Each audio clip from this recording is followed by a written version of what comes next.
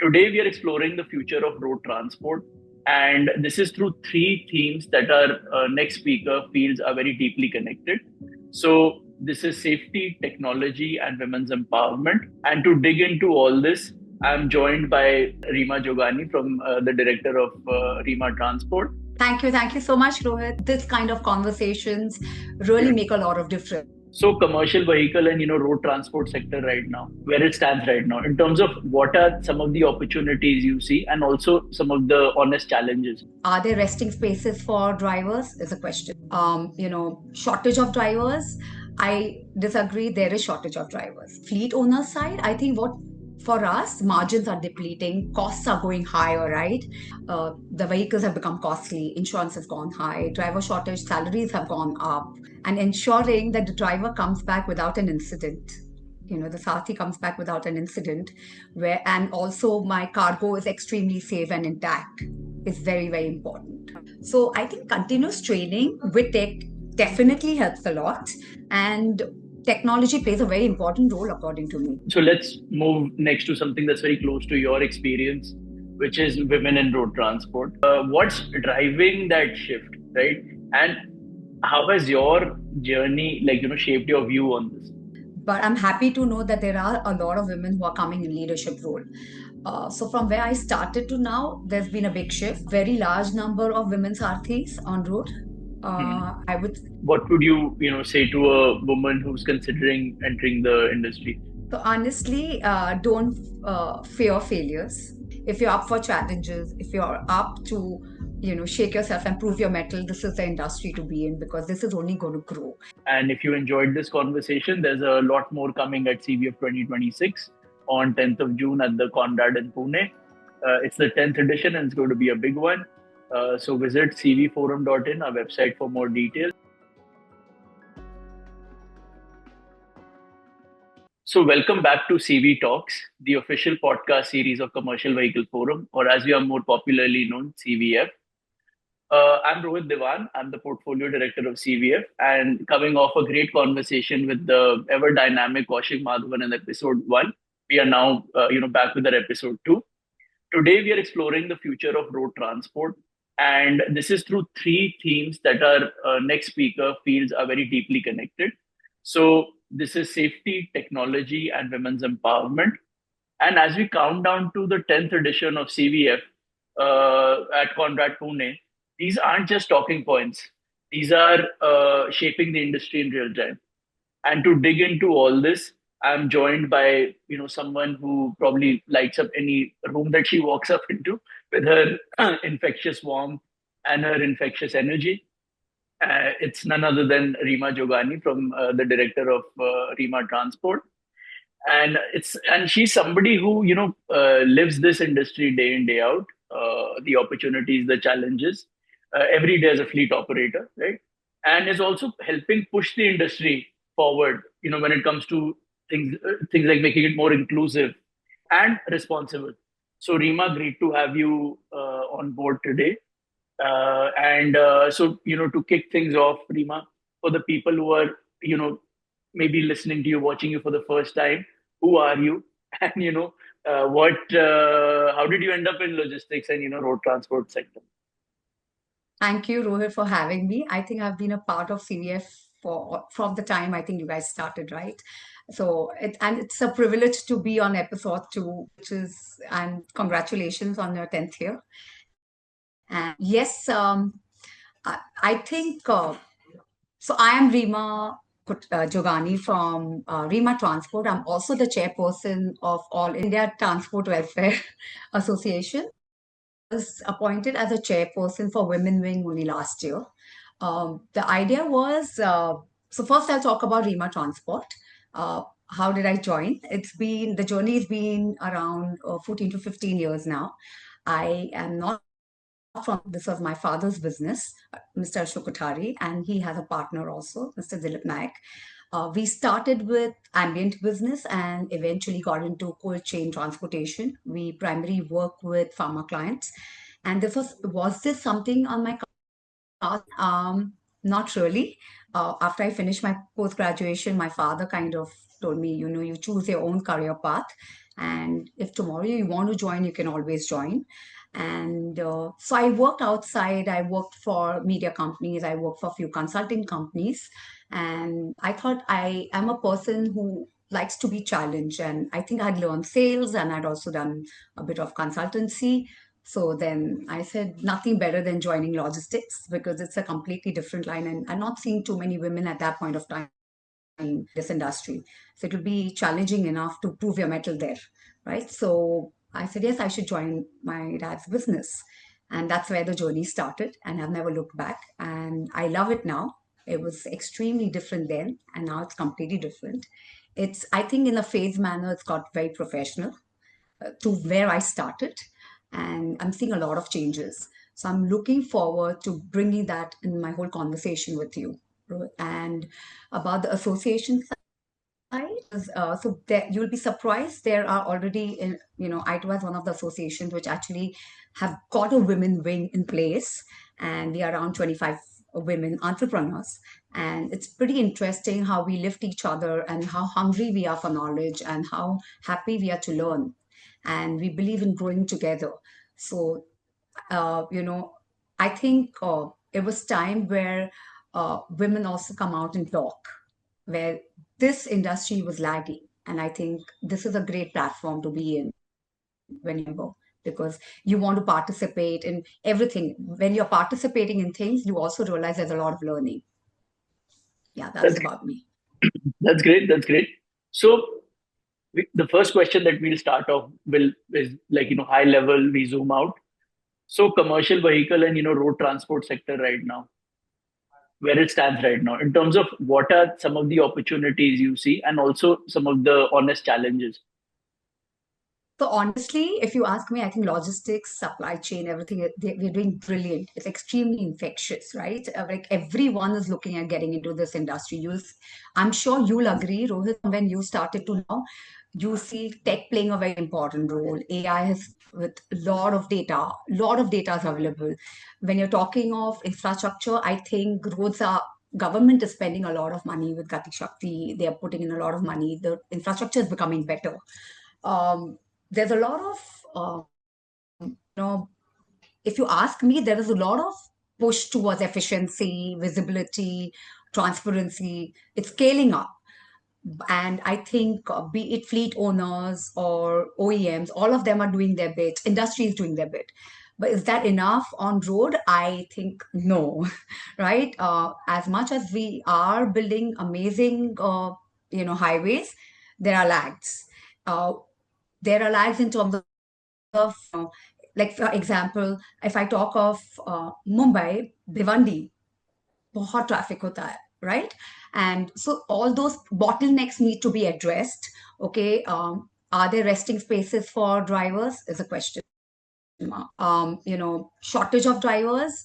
I disagree. There is shortage of drivers. I think it's lack of awareness, lack of recognition for them. And I actually going forward address drivers as Sarthis. I think they are not given that. If and I keep saying this in all my forums also, that COVID really taught how important they were. They were as good as a lifeline for the industry, where we all sat at home, we got food, we got medicines, and this happened because they were on road and they were risking their life. But were they giving that recognition is a big question mark. Another thing, if I have to talk from fleet owner side, I think what for us, margins are depleting, costs are going higher, right? Uh, if you know the transition from BS4 to BS6, the vehicles have become costly, insurance has gone high, driver shortage, salaries have gone up. We actually have all our Sarthis on payroll. So it's very systematic, but there are a lot of, uh, you know, I don't think we get that ROI when it comes to business. So that's another challenge. So, like in a nutshell, macro level, things are looking great. Micro level, I think things still need to be addressed. Okay. Okay. And so one of the key themes that you mentioned that are really impacting the sector. So we start off with safety. Safety is a big theme across the sector, right? And from your experience as a fleet operator, what does safety actually mean at ground level? And I don't mean it in terms of a regulatory compliance checkbox. What is actually at the ground level, that kind of UI I'm asking. So if you ask me, safety is about people. I think that is the first uttermost importance. Then it comes to your, you know, what you're transporting, material, right? If I have to tell you in a layman, right? So for me, I think safety first is people safety is very, very important.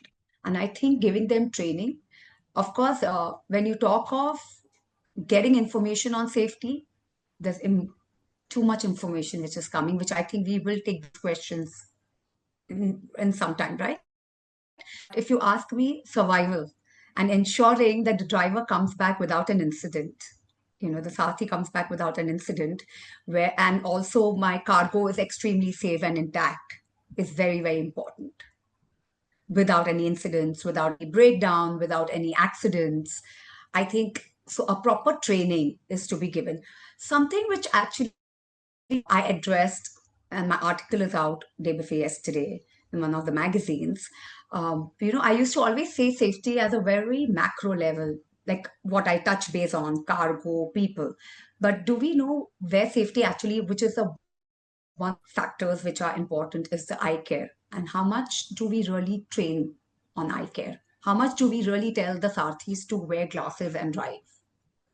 Do we really do that? So I think small steps can be taken for safety. And if you inculcate that training and habit to your Sarthis, I'm sure they will understand, because not only that, that will address a lot of things at a macro level. So yes, people safety and then cargo safety. So you mentioned the human angle, drivers, long hours, fatigue, road conditions, etc. Right? So now, how much of safety in your view is, like, if I were to say, ki, okay, this is how safe they are. So how much of it comes down to their behavior and training, technology, and then policy? I mean, how do you think between these three? So I think it's honestly, if you ask me, I think it's a clubbing of all, right? So as a organization, I will have to first train my Sarthis and make them understand how important uh, ensuring that they don't drive for long hours. Statutory rules set in place that रात को गाड़ी नहीं चलाना है. You know, you have to rest for 8 hours. And at the same time, if it's urgent, then they have to take a next day off, so they have proper rest. At the same time, parking at a safer place, driving in one lane. So those discipline things are very, very important. So honestly, there's a very interesting thing what we do. Uh, Rohit, at our organization, I have like a checklist, okay, which is prepared, which checked and signed by the driver, which comprises of all the documents which he carries, all be it licensed, vehicle fitness and everything, whatever mandatory checks, how the vehicle is, oil hair, information which comes from tech, but as a practice, and then we take a signature from the driver. So he knows the vehicle which he's actually going to be driving is completely, all the checkpoints are met. If there's a discrepancy, immediately that needs to be addressed. Apart from that, into cold chain, we pre-cool our vehicles before it goes for loading. So that checklist also happens. So safety, of course. So when you talk of drivers' behavior, I think a continuous and what another thing which we do is, if anyone who's recruited new, we ensure that they go for a trip with a senior driver. Ensure that though of course we have GPS and everything, but we can't, because we are into life-saving drugs transportation. We have to ensure the cargo is intact and the temperature is maintained. So in a certain manner. There are compliances, right? So we will not be giving him the vehicle immediately. First few trips, he'll go with a senior driver. He will see the route. He will see how the temperature has been maintained, what are the checklists. And then when we are confident, then only we will give him the vehicle. Till then, he will go on an ambient trip. He will basically be told to take trips which are ambient, normal cargo. And when you talk of tech definitely helps a lot, because pehle everything was done manually. हम phone पे बात करते थे, driver को पूछते थे, तभी mobile भी बहुत महंगे थे, तभी इतना पहले तो मालूम ही नहीं पड़ता था, फिर जीपीएस आ गया which became mandatory, right? So and then of course now we have more sensors which tell you they are predictive preventive maintenance which OEMs come up with. They get data how the driver is driving, whether he's braking hard. So I think all those points are extremely important, which also helps you to kind of tell your Sarthi where you're going wrong and how you can get a better average if you drive like this, if you put it on. So I think continuous training with tech definitely helps a lot. And technology plays a very important role, according to me. But how much of technology is, and how do you inculcate that to your Sarthi? You have to do it in a phased manner that they also understand. And so, you know, we were talking about technology. So there's a lot of buzz around telematics, ADAS, driver monitoring, connected platforms, etc., etc. This is what we discussed even prior, like, before we started. What works in the real world for a fleet operator? Okay. And what are the gaps? Can I talk about the gaps first? Yeah. And then can I tell you what works for me? So I'll tell you, like I mentioned earlier, Khali GPS tha, and there's now a lot of information which is needed. As a fleet owner, how many devices can I have on a, and let's understand every new information which is coming out, how much can I spend as a fleet owner? Anyway, the overheads are rooftop, right?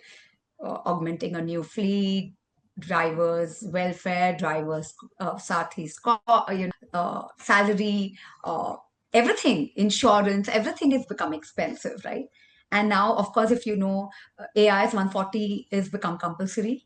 Luckily, OEMs are now giving the new vehicles, VS6 vehicles with AIS 140 certification. But they also have their own telematics. So will their telematics work for me at this point of time? Yes, some of the information will definitely help. Will I be able to monitor? Is a big question mark because I'm consuming like four brands OEMs vehicles, right? And having different platform, I can't have four people monitoring a vehicle. Now, when you talk of me having one software person and an hardware person who's putting the sensors, uh, so I will be technically using his information because tracking happens there. My temperature, what the temperature in the container is there, plus my door sensor is with his thing. So there's no integration of data. So I think need of an that is the biggest gap, integration of data. Now, so I have a question back asking people who have integrated data, who are platforms. So as a fleet owner, will I have to spend on that also? So how many things am I going to spend on? Which is a big challenge, honestly. So till such time, if see one thing can be addressed now, AI 140 तो BS6 हर vehicle में लग रहा है, right? अगर वो हर vehicle में लग रहा है, एक ही इंफॉर्मेशन आ जाए, एक ही प्लेटफॉर्म बन जाए सब OEMs का, right? All of them are looking at safety, they're looking at preventive, predictive maintenance, everything. That is perfect, amazing information. Driver, driving skills, behavior, average kaise better kare. All that information is amazing. But with a cost will be a question mark for a fleet owners who are into niche segment like us. Because how many, like if I have GPS, hardware, then I have to also put a sensor for temperature tracking and a door. It becomes a big question mark for me. So that is the biggest problem. But so for as of now for Reema Transport, we are using one of the technology partner who's giving us all the data. So we have their SIM card, we have their software, we use their software. We also are looking at them for our ERP implementation, which is in process. So everything is in one platform. But of course, if you ask me specific data, I would not get it. Driving pattern, I would not get it from them of a driver behavior or jayega. But the information which I'll get is only restricted to what I want right now. The additional information which a OEM is giving, I'm not getting that from him. So I'll have to go to the other platform. And when it comes to these technologies and these parameters and all of that, which ones are actually like real world delivering value for you? Like in terms of be it driving pattern detection, I don't know, fuel efficiency. I mean, please, some specifics there. So honestly, I see a lot of mind shift from where we started, right? I think going forward, I think even ADAS is going to become compulsory, is what I've been hearing, right? I think it is brilliant. But what is going to, how cost uh, cost effective is going to be the question mark, right? Like I mentioned earlier. So I think that will actually, so it not only measures the fatigue, if the driver is sleepy, it'll give a jerk. And if there's an obstacle, it'll give a jerk. It will, so there are a lot of, it will also capture the safety parameters when we are talking of safety. देखोगे रोहित पहले जैसे when we also used to drive, if we didn't, we if you know, seat belt wearing has become compulsory in last few years, right? Earlier it was not compulsory, but now you don't get a vehicle only without up nahi pehnoge till the time you don't wear. So I'm seeing a lot of transition which is happening. So I personally feel ADAS will play a very important role, but at what cost? That is something which is important. Also, compliances will have to be met. Safety with compliances and ensuring that compliances are met down the line and trained well to your sarthis is going to be the way forward. So standardization will play a very important role. Okay. Okay. And so let's move next to something that's very close to your experience, which is women in road transport, right? So we are seeing more women step into entrepreneurship and leadership roles. And I mean, and no secrets. I mean, this is a male dominated space, right? Logistics, road transport. So now, what's driving that shift, right? And how has your journey, shaped your view on this? So, Roy, when I joined, there were very few. See a lot of women, and I don't see a lot of women only on entrepreneurship role. I also see them as lady sarthis who are actually on wheels and they are delivering goods. So I see a lot of shift happening there. I think lag in terms of percentage wise, but I'm happy to know that there are a lot of women who are coming in leadership role. So from where I started to now, there's been a big shift. I think people need to, I think that it's like talk of Sarthis, upliftment hona zaruri hai. Engaging yourself, going to forums, talking, or, you know, go for networking, go and network with people, keep learning. I think that is important. And you will be also be heard. People will understand what skills you come with, right? Because till the time you're not heard, so I think that shift is happening very slowly, but it's happening. People are places I feel people are recognizing what women are doing, but yes, there is still a question mark there. But if you ask me, my journey wise, I think I did it very organically. Only when I was working, because like I said, I was not from this industry. Of course, like I am a second generation entrepreneur. So genes में तो था पर implementation नहीं आता था. So I had to really work my way up. I only started speaking when I was me almost 6 to 7 years. Only when I knew I could. And I think when you start from micro level and go to macro, you have to go back from macro to micro. And when I'm saying this is I learned my way up. I understood, and you have to work with people. And that's when people start valuing you. And let me tell you, entrepreneurship is not about just going and giving orders. Entrepreneurship is all about working with people and your team. And when you make them your family, they are the first ones who talk about you. Then anyone else would talk about you, and how safe your workplace is, and how you make them feel like a family. To be honest, so it all starts from there. So I learned a lot within my firm, right? I had a lot of mentor at every field where I worked. And for me, at that point of time, my family was, I actually learned something from Sarthi. I also learned my people.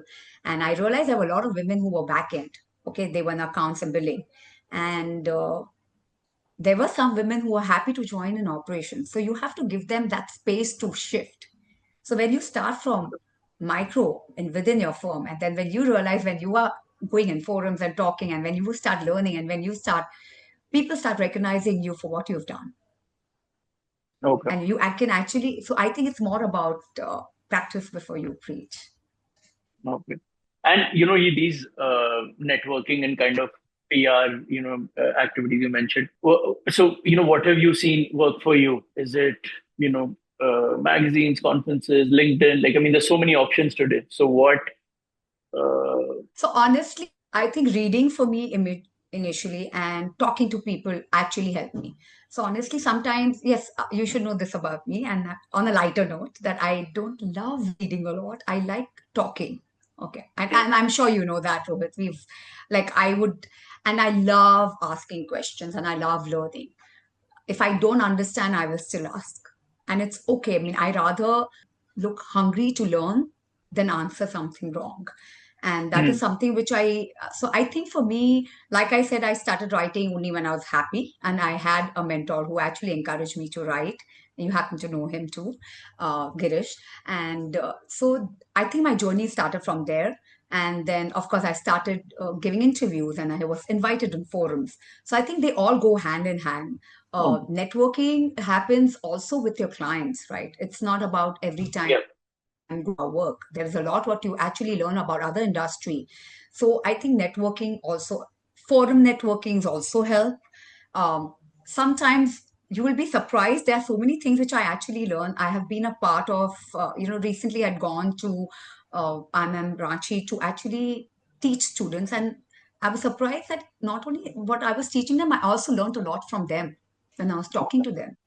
So I think these all things kind of together, for me, everything worked.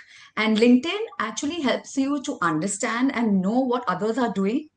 And also when you actually reach, so recently I've been also using LinkedIn a lot for awareness, because there are a few things which are very close to my heart. And if people, it reaches out to maximum people, I think so. Networking through LinkedIn definitely helps a lot.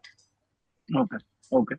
And so, have you personally faced moments where gender bias was front and center? It could be from drivers, it could be from vendors, it could be from clients.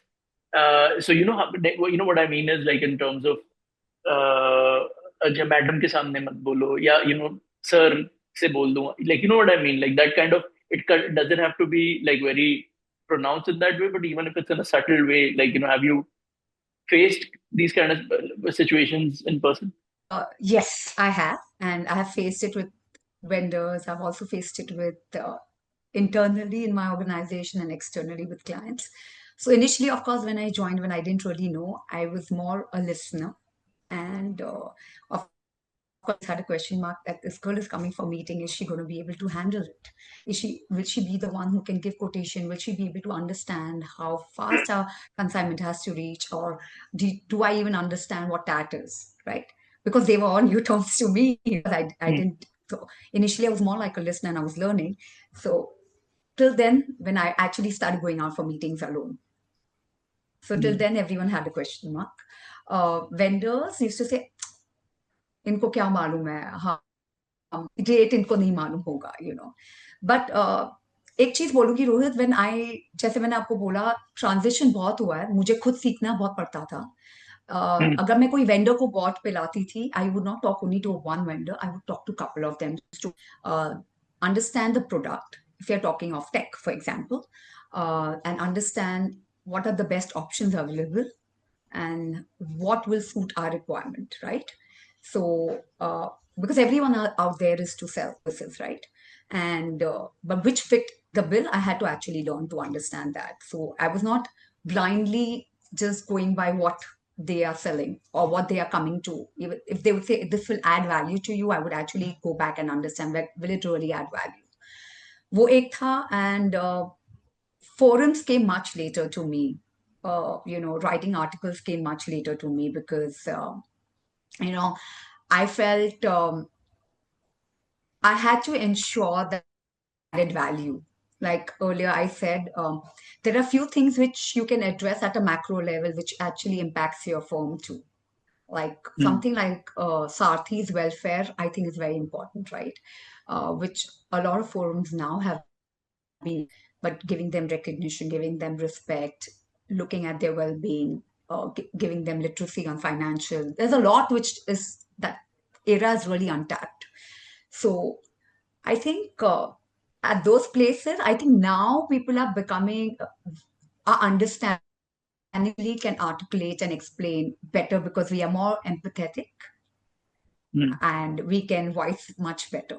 So yes, I hope that So, answers your question. yeah, so if I were to sum it up, so you did face these kind of like gender bias, but Yes.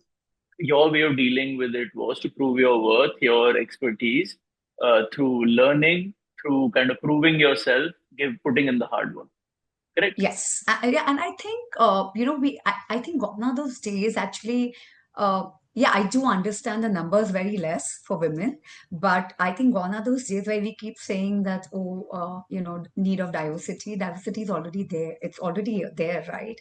Back in में तो पहले ही था accounts billing या office बोल दो वहाँ पे तो women थे ही. It was just Hmm. that leadership side पे नहीं थे. Okay. It's just that people need to come out and talk. And so you mentioned women Sarthi, right? Women drivers. So has the on ground, safety and acceptance for women genuinely like improved, like since you've been a part of this sector? So I a very large number of women sarthis on road. Hmm. I would, if you ask me, what is the safest way for them to be is being more local where they can go back home. So local trips, Okay. right? And that's an area which people can actually concentrate on. So we, of course, you know how spoiled we all have been with 10 minutes delivery with Hmm. various platforms of e-commerce, right? Yep. So those actually get converted. Women riding, the safety factor is taken into place, right? And the men who are riding those actually can get converted into getting this just a business idea, and which I actually also mentioned this in another forum actually. And those people can actually, the men can get educated, skilled to become a commercial driver, a sarthi, so that driver shortage thing can go away to a very large extent. And I think it's also important to educate and skill people downline when you tell them Okay. how important it is. And then, and also, I think when it comes to women for safety angle, I think they will be more. I don't think long routes, I think there's still a question mark because honestly, today, even Okay. if I travel alone on a highway. And if I have to drive in the night, is it safer for me? Will my family not be worried in spite of having GPS, in spite of having all the things in Hmm. place? I think they will still have a problem for me traveling all alone. Fair enough. Think yes, I think but if you ask me for local trips where women come back home, I think that will work very well. Okay. And what would say to a woman who's considering entering the industry, whether it's being an entrepreneur, fleet owner, or even a truck driver? Uh, so what would you say to them, like in terms of to encourage them to be a part of the sector? So honestly, don't fear failures. Failures do come. Mhm. Failures teach you something, so you rise from failures. Every failure teaches you to rise. If you're up for challenges, if you're up to shake yourself and prove your mettle, this is the industry to be in because this is only going to grow. When we talk of logistics, we have so many parameters, right? And now AI technology is also a very big part of this industry. So this is a place where you should really look at joining. And we women are more empathetic and we love what we do. So, and we can express it very well. This is the industry which should not be ignored, be it at leadership role, but never stop learning. That is Mhm. something, and never stop asking questions if you really want to grow. Don't and get this concept as I and another thing I really feel women work as we and we don't work as I. Like we work as a team. I think a team effort always pays off better than individual work. Yeah, contributor, right? And since we are going to be sharing with the industry at large, any message to them that how what can they do differently to make this path easier? I think reach out, ask questions, work for the betterment of the industry. start inculcating those mind, where you can work at a macro level, share what you actually know, because I think it's very important to give back what you've learned, because even your failures teach you something. Your failures teach you something, and they also teach others what they should implement, what they should not. Work together. I think collaborations is a way forward for, be it fleet owners, be it OEMs, be it tech guys, because they have so many platforms which are created. So collaborations is a way forward. So yeah, that is a message, that working together for a better tomorrow is the way. Okay. Okay. And so, Reema, those are all the kind of questions I had from my end. So thank you so much for taking out the time and being part of this brilliant conversation. You've given a view into this sector that goes well beyond the numbers, right? And it's about people, it's about safety, and what it takes to run a responsible kind of operation in this fast changing sector. And I think what really stands out, to me about the future of road transport is that it won't just be built on efficiency and technology, but built on safer roads, smarter fleets, more diverse leadership, and Nari Shakti is very much a part of that, story, like you mentioned. So thank you so much for joining us today for CV Talks. And that's a wrap on episode 2 of CV Talks. And if you enjoyed this conversation, there's a lot more coming at CV of 2026 on 10th of June at the Conrad in Pune. It's the 10th edition and it's going to be a big one. So visit cvforum.in, our website, for more details. And we'll also share some links in our post and our description of the post. See you there. And until next time, stay tuned, for more CV Talks. Thank you so much, Rohit. I hope you all like what we shared, and it was, the idea is to actually reach out to more people and understand what CVF is also doing at a larger stage, other than only forums, because I think it was important. This kind of conversations really make a lot of difference. Other than forums are very important, because that's where the whole ecosystem comes together. But Yes. individually also reaching out and touch basing on, like I said, macro to, this is like going from macro, which is where all those together, and reaching out to fleet owners or OEMs and talking to them what actually are the difficulties. You can't cover all of it in the forum, so this works really well. So that's, I think, the idea which CVF has. So thank you so much, and I think congratulations on this. I think it's a great. Thank you. Thank you. I completely agree. It all adds up. So thank you so much.